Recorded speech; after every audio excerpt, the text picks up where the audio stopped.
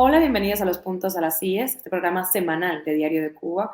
Hoy hablamos de 2024, cómo va a ser este año para Latinoamérica, ¿no? Para la región. Van a haber elecciones presidenciales en 6 países de Latinoamérica. La polarización, la desinformación, el populismo y la pérdida de confianza en la ciudadanía posiblemente marquen, ¿no? Este año en la región.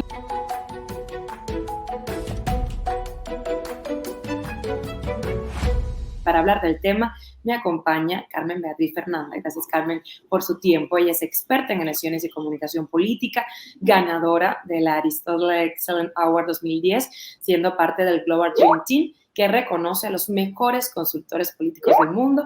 Es profesora de la Universidad de Navarra en España y también la Universidad de Porfen en Alemania. Me acompaña también Andrés Cañizales, venezolano, periodista y doctor de ciencias políticas, investigador en temas de desinformación y libertad de prensa, también corresponsal de Diario de Cuba. Gracias, Andrés, por su tiempo.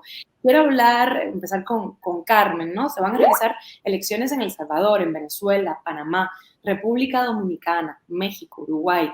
¿Qué giro político cree que tendrá para la región todos estos procesos electorales y en cuáles de esos países se espera que haya un cambio de partido en la presidencia? Yo creo que habría que sumar también la elección norteamericana, porque también la elección norteamericana arroja una impronta sobre los procesos electorales del continente, no solamente la elección en sí en noviembre, sino toda la campaña, ¿no? Que arranca prácticamente ahora mismo ya con las primarias, ¿no? Pues sí, vamos a tener este proceso que forma parte además de una ola electoral global. O sea, nunca antes se había convocado tantas personas en la historia a una elección. Pero eso sucede, esta elección, esta ola electoral, la más grande del mundo. El The Economist se dio a la tarea de contabilizar y son creo que 77 países y algo así como 2.000 millones de personas que estarán invitados a expresar su opinión en las urnas. Se da justo en el momento que la democracia vive tiempos tremendamente complicados, ¿no? Con estas 4 amenazas, digamos, que han sido vistas y tangibilizadas yo diría que en América Latina de forma además muy temprana, muy pionera, ¿no? Por ejemplo, el tema de la desinformación lo vamos a estar viendo en todos los procesos latinoamericanos y la desinformación, muchos de las taras, digamos, de la desinformación comienzan precisamente en nuestro continente. Entonces vamos a estar viendo eso en las elecciones. Las elecciones, pues, hay como varios ejes de disección, ¿no? Y iremos hablando de eso. Pues uno muy tradicional es el de izquierdas y derechas, ¿no? Otro que también puede hacerse parte del análisis es el de la diatriba entre cambio y continuidad, ¿no? Podemos ir conversando sobre estas cosas en cada uno de los escenarios, ¿no? Tenemos algunas elecciones que pareciera que van hacia el cambio y otras que pareciera que van hacia la continuidad, algunas que van hacia la derecha, otras que van hacia la izquierda. Yo creo que hay de todo. Lo que pareciera constante o lo que pareciera más constante son estos fenómenos que representan amenazas para la democracia.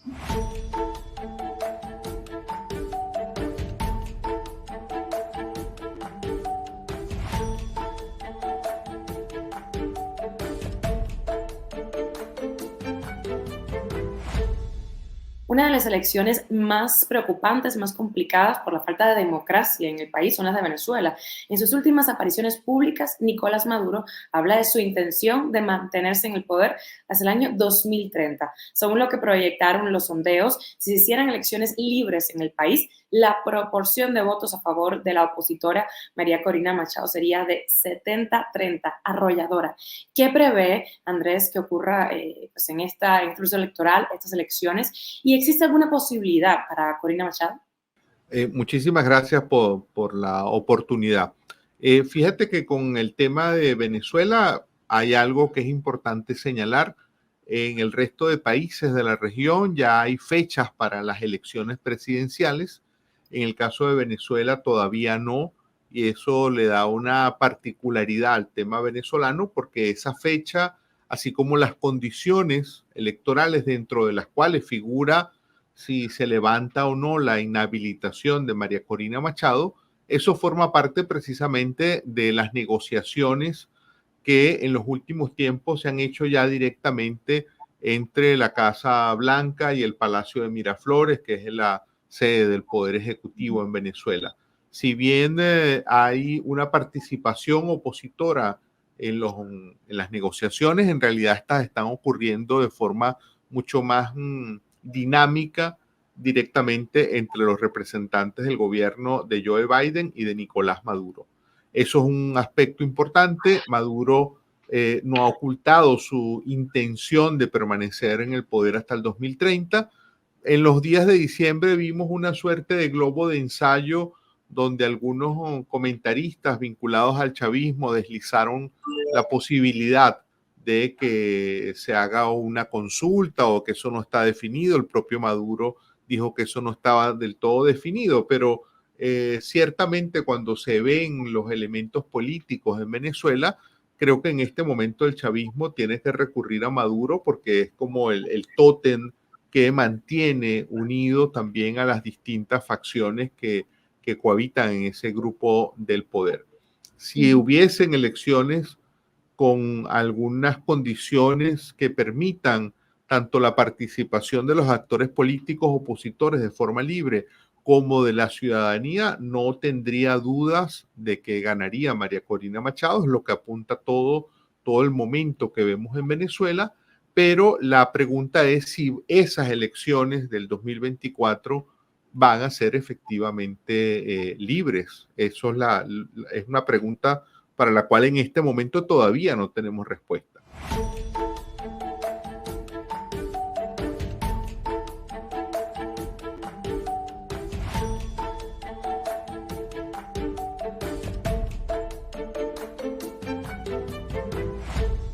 Y de Venezuela, pues quiero saltar a Ecuador, porque es portada Ecuador de todos los medios con lo que está pasando. El presidente declaró estado de emergencia, advirtió que el país ha entrado en un conflicto armado interno debido a la violencia de las bandas de narcotráfico. La violencia ha desatado una ola de terror tremendo dentro de la población, es terrible, las imágenes. Bueno, ¿cuál es la situación actual en el país? ¿Cuáles son las previsiones? ¿Y qué impacto tiene esto en la región?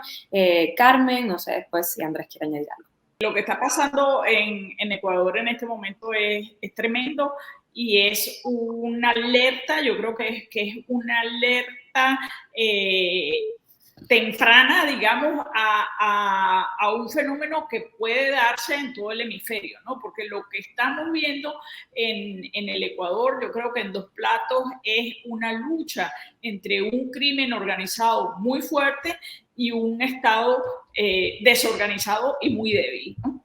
Y esa pugna que además Ecuador está fuera del calendario electoral, de este calendario electoral latinoamericano, pero acaba de tener elecciones. De hecho, el presidente Noboa creo que todavía no ha cumplido los 2 meses, o sea, ni siquiera está todavía dentro de ese periodo de holgura y ese periodo de paciencia que tienen las sociedades con los mandatarios nuevos, que son los primeros 100 días, ¿no? Él se encuentra dentro de sus primeros 100 días y le ha explotado en las manos esta bomba de tiempo que estaba programada para explotar, ¿no? No es un fenómeno inesperado. Recordemos que en las elecciones vivimos 2 asesinatos terribles que conmovieron no solamente al Ecuador, sino a todo el mundo, el del candidato Villavicencio y también el de un alcalde en gestiones de la ciudad de Manta, ¿no? Entonces, de hecho, Noboa gana las elecciones porque Noboa es percibido por la ciudadanía como el mejor hombre para hacer frente al flagelo del crimen, la criminalidad, la altísima percepción de inseguridad que tiene la sociedad ecuatoriana. Y allí es muy interesante cuando tú analizas la sociedad ecuatoriana, cómo esa sociedad está pidiendo seguridad, pero cuando tú le preguntas por otros valores intrínsecos a la democracia, como son el valor de la libertad o el valor de la igualdad, se antepone. La sociedad ecuatoriana antepone muy claramente el valor de la seguridad, tanto frente a la igualdad como frente a la libertad. Y entonces, en aras de esa seguridad, están incluso dispuestos a prescindir de ciertas libertades individuales, de prescindir de derechos humanos y de prescindir de valoraciones de igualdad, ¿no? Y ese clamor que vemos a seguir el modelo Bukele, por ejemplo, es parte de eso mismo, ¿no? Incluso ayer Bukele tuiteó al respecto. Me pareció muy llamativo porque Bukele está en plena campaña y va a ser el primer país que iniciará el ciclo electoral latinoamericano. De manera que lo que estamos viendo son procesos no solamente con muchos elementos en común, sino con muchos encadenamientos, ¿no? El crimen organizado está tan organizado que es parte de una corporación latinoamericana también, ¿no? Y hablando de Bukele, vamos a pasar a El Salvador. Andrés, también puede comentar, por supuesto, Carmen. Sabemos que el presidente, bueno, las elecciones son el 4 de febrero, decirlo, y el presidente que contravino la Constitución en lo referente a la reelección inmediata presidencial, gracias a su mayoría en la Asamblea Legislativa y su control del Poder Judicial, pues se espera que triunfe, se espera la victoria de Bukele. ¿Qué consecuencias traerá esto para El Salvador y qué precedentes marca? Creo que de entrada la reelección, que es lo que se prevé suceda el 4 de febrero y de forma amplia, la reelección de Bukele no solo tendrá un impacto en El Salvador, sino que creo que ya Bukele es un fenómeno político que tiene incidencia en muchos otros lugares. Lo que comentaba Carmen en relación con Ecuador, por ejemplo, creo que para muchos ecuatorianos hoy el modelo a seguir es ese modelo de Bukele, de la mano dura contra la delincuencia, y eso en otras sociedades también he visto estudios de opinión que en Colombia ha crecido un espacio que se identifica también con ese, lo que podríamos llamar ya el bukelismo. En el caso de El Salvador, esta reelección de Bukele pues va a dejar, creo que en una situación institucional en entredicho ese modelo democrático, porque la constitución salvadoreña es extremadamente clara en prohibir la reelección inmediata. El presidente ha hecho una serie de maniobras gracias a su mayoría parlamentaria y al control que tiene sobre el Poder Judicial. Y llamativamente Estados Unidos, que tiene un rol importante en Centroamérica, lo ha tenido históricamente, Estados Unidos ha terminado por bendecir, por aceptar esa situación anómala que contradice las normas democráticas en aras, digamos, de que Bukele pueda ser un factor aliado de Estados Unidos en una región donde se ha complicado mucho la dinámica y hay un deterioro evidente también de la democracia. Así que El Salvador lamentablemente puede pasar a convertirse en un nuevo modelo de un populismo autoritario, pero digamos más orientado hacia la derecha, no como lo que vivimos en el pasado con Hugo Chávez, también otra figura, digamos, de mucho alcance y de mucho impacto regional. Chávez nunca tuvo los niveles de popularidad que mantiene Bukele sostenidamente, ¿no? Eso hace Bukele aún más peligroso, si se quiere, ¿no? Aunque sea aliado de los Estados Unidos, ¿no? O aliado coyuntural, ¿no? El problema de los populismos autoritarios no es cuando tienen 80% de aprobación. El problema de los populismos autoritarios es cuando socavan la institucionalidad por tener precisamente un 80% de aprobación y de popularidad. El problema llega cuando dejas de estar en esos niveles de favores populares que llegará el momento, ¿no? Entonces, ¿qué pasa con los populismos autoritarios cuando llegan al 40%? Ese es el punto, esa es la clave que pone la cuerda floja, ¿no? ¿Y cuáles son los problemas, los principales obstáculos, problemas a los que tendrán que hacer frente las autoridades, los ciudadanos en la región? Según Andrés, y esta pregunta es extensiva también a Carmen. Creo que estamos en presencia, digamos, de señales de una nueva etapa, digamos, bueno, aunque marcada por muchas vaivenes, también el fenómeno argentino que si bien no tuvo elecciones, no va a tener elecciones este año, pero igual estamos hablando de unas elecciones muy recientes donde el presidente Milei también se caracteriza por un populismo con también señales preocupantes de autoritarismo. Básicamente lo que está pidiendo Milei ahora en Argentina es un poder absoluto, gobernar por decreto en los próximos 2 años, por ejemplo, prácticamente anular al Congreso de la República. Creo que hay urgencias que atender sin duda en la región en materia de seguridad, en materia económica, pero no nos podemos saltar, es la percepción que uno tiene, pues muchos líderes están planteando, bueno, ante la emergencia que tenemos vamos a saltarnos las normas democráticas porque la emergencia requiere medidas extraordinarias. Creo que allí se está resquebrajando la creencia que la democracia es la mejor manera de convivencia y entre la ciudadanía, lo mencionaba Carmen, en relación con Ecuador, pero es también otra señal inequívoca en otros países. Muchos ciudadanos han colocado ya el valor de la democracia muy por debajo de otros aspectos que tienen que ver con la seguridad económica o la seguridad ciudadana y privilegian esos aspectos por encima de la convivencia democrática, con lo cual yo creo que estamos entrando en una etapa que tampoco está relacionada solo con América Latina. Cuando se ven los índices globales, la democracia está pasando también su peor momento en las últimas décadas. Yo añadiría que teniendo esa visión hemisférica, hemos hablado del crimen organizado como un problema que hace causa común con todos los países latinoamericanos, pero el segundo problema integrado, digamos, a la región es el problema de las migraciones, ¿no? Y el problema de las migraciones está también muy aparejado al problema de la democracia, ¿no? O sea, lo que estamos viendo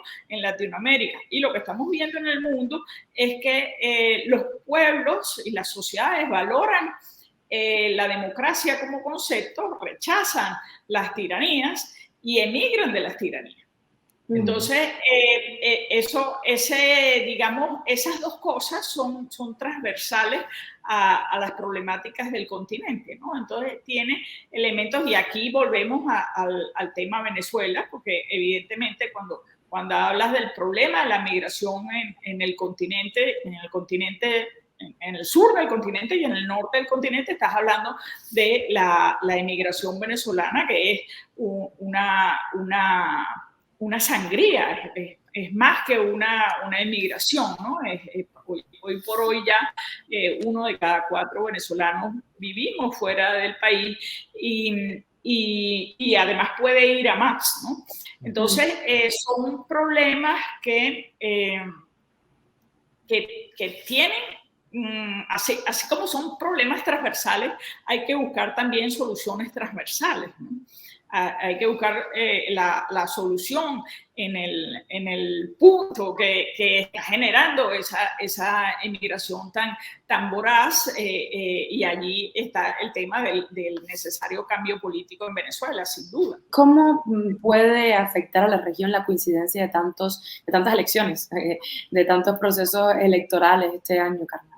Las elecciones son dinámicas, ¿no? O sea, la elección lo que hace es convertir el continente en un proceso de gran dinamismo, ¿no? Entonces, lo que estamos viendo y en estos procesos de gran dinamismo lo que vemos también como como constante, digamos, es, y yo creo que allí el caso Milei en la Argentina a finales del año pasado fue bien emblemático. Nosotros estamos viendo un continente que hoy por hoy, en esta diatriba entre izquierdas y derechas, o en esta diatriba entre abrazar la libertad o abrazar versus abrazar la igualdad, que digamos que son los dos ejes más tradicionales de la política, el continente se ha volcado más hacia abrazar la libertad, ¿no? Y eso te lo vienen diciendo además encuestadoras globales como el World Value Survey que se hace periódicamente y que pregunta, contrapone estas dos grandes valores uno con el otro. Y en esta balanza entre la libertad y la igualdad, en este periodo viene ganando la libertad, ¿no? Y creo que eso lo vamos a ver en las elecciones 2024, ¿no?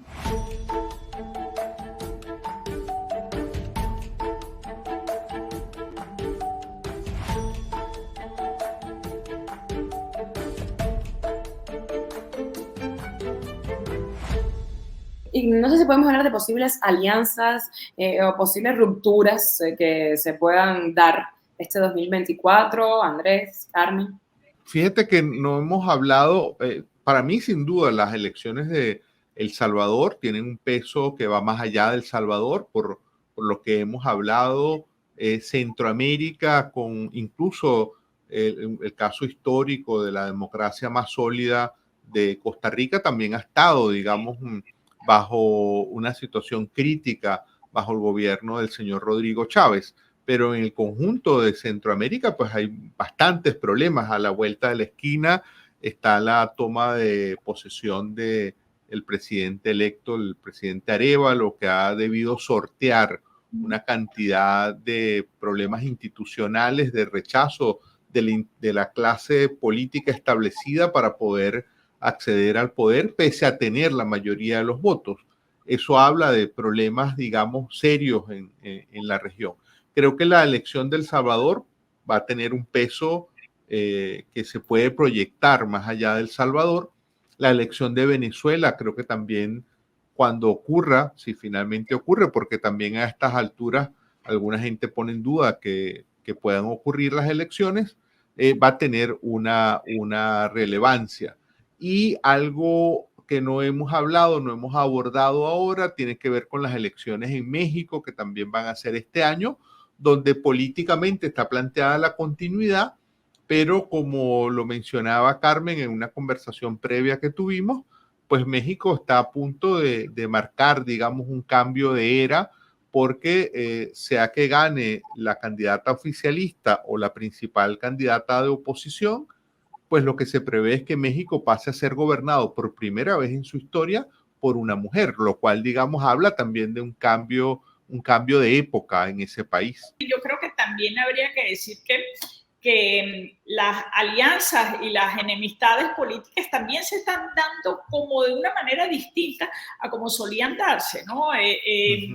Fue muy llamativo, por ejemplo, esa ruptura o ese diálogo un poco altisonante entre Lula y Milei recién electo, ¿no? O sea, hasta ahora tú podías tener aproximaciones o simpatías o incluso endosos de unos aliados a otros, y normalmente esas alianzas eran de tipo ideológico, ¿no? Los socialdemócratas se aliaban entre sí, los demócratas cristianos se aliaban entre sí. Ahora estamos viendo que además de las alianzas y de los endosos, estamos viendo que casi situaciones de ruptura cuando no gana quien tú querías que ganase, lo cual no tiene ningún sentido y es llevar, es tensar innecesariamente las relaciones internacionales que entre dos estados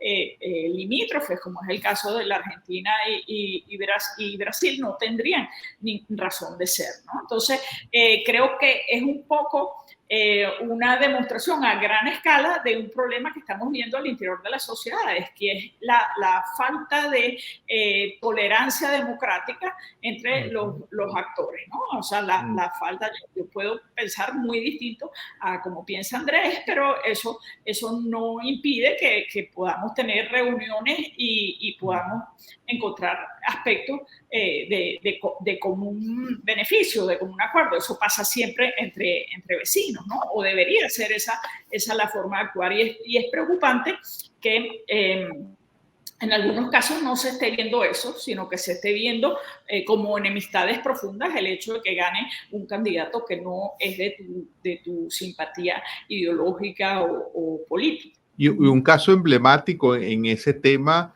es el caso del presidente Gustavo Petro, que parece no tener, digamos, límites o no saber que su rol como presidente es distinto a cuando era un actor político en el debate, porque con mucha frecuencia usando la red social X, a la antigua Twitter, pues él se confronta con otros gobiernos, con otros presidentes, opina sobre lo que ocurre en otros países con una, bueno, incluso poniendo en aprietos usualmente a la Cancillería colombiana. Habrá que ver qué dice Gustavo Petro, por ejemplo, cuando uno de sus archirrivales, como es Bukele, pueda ser reelecto en febrero en El Salvador. ¿Qué respuesta? Habrá que estar pendiente ese día también de qué tuitea el presidente Petro, por ejemplo. Que lo que estamos viendo es un poco el accionar sin filtros, ¿no? Un poco a lo adolescente, ¿no? No pasa por el deber ser de una institucionalidad democrática y de las relaciones entre países que deben pasar por un lenguaje diplomático y con la mediación de las cancillerías, ¿no? Aquí se va a lo directo a lo primero que se le ocurrió. Bueno, en la época de las redes sociales también, ¿no? Vamos a estar muy pendientes de lo que sucede en estas 6 elecciones en Latinoamérica, una cosa histórica que va a pasar, por supuesto, al narcotráfico, como veníamos diciendo, la situación en Ecuador, la violencia, la situación de la emigración, y nada, estaremos en contacto. Gracias, Carmen y Andrés, por su tiempo y todo este debate, todas estas opiniones.